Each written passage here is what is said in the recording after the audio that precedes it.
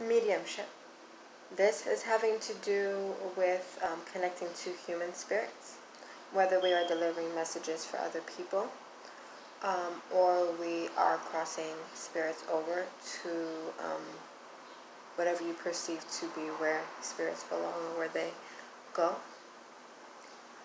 In regards to mediumship, realize that your body is a vessel and that you will exert energy while doing this.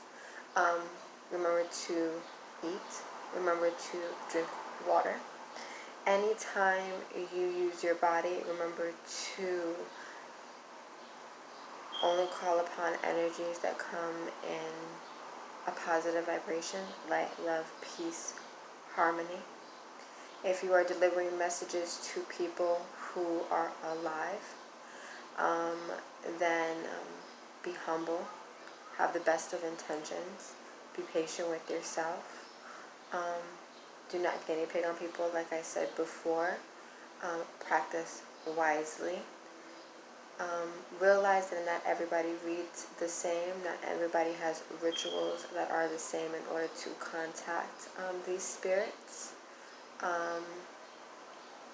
Everybody has to do what comes naturally to them and what suits their vibration and what makes them feel comfortable. Your truth will not be somebody else's truth. If you are doing messages to people, and let's use an example of family members, it is not to be gentle, but just to give the messages that are delivered with grace. Some people will not resonate with what you're saying, but it might resonate later. Some people might not get it at that point in time, but they might have an affirmation later. As well as you have to understand that this can be a very sensitive subject for many people, and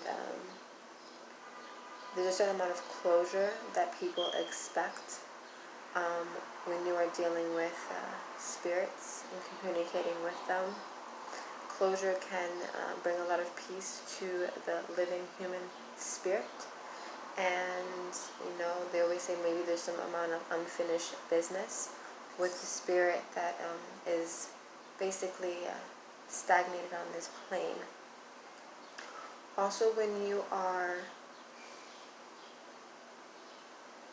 exercising your frequency, remember to understand that it's not going to be what other people expect. You're not going to get imprints or visuals that might make sense to them at that point in time, but exercise your truth.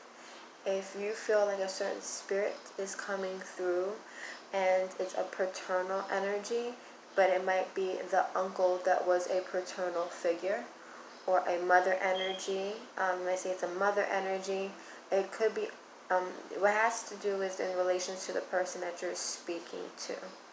Again, when you're acting on somebody else's behalf, remember to have your best intentions. Only Source knows your truth. And this has to do with light work and spirituality and creating balance on this earth in order for us to truly, at some point, live in harmony and unity. If you are crossing spirits over, this can be a little bit more trying on your own vessel, on your own body, because you are creating a portal of some kind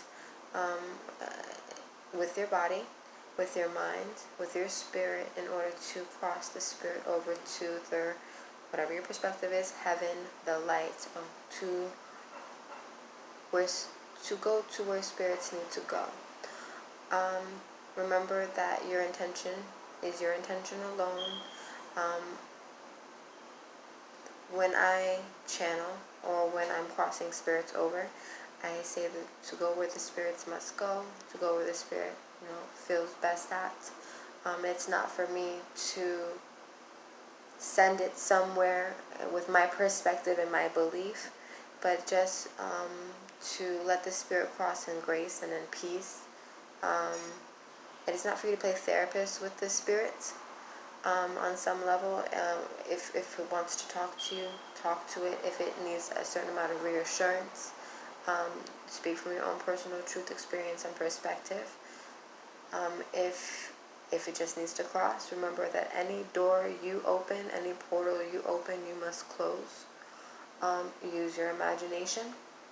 And then that's not saying it in a way where like, oh, use your imagination. The imagination is a very powerful tool. So when you're visualizing opening a door for a spirit to go through, remember to close the door behind you, or to close the portal behind you. And this is not to invoke fear, but it is just, you do understand that with your body being a vessel, you're opening your frequency up and closing your frequency off when you see fit. And this is how you create balance. Every door open must be closed. And respecting the veil in some nature, knowing that you have a responsibility when doing these things to clean up your mess, for lack of a better word or term. And again, when practicing any kind of spiritual work, do it with your best intentions, because Source hears it. Don't guinea pig or practice on any other human beings. Have your hermit periods. Have your periods of growth. And try to acquire as much knowledge as possible on the subject. If you can get a mentor in that sense with those kind of abilities, take for them what you will. And you know what your truth holds to you and your personal path, and personal path is spiritual growth. This has been Mediumship.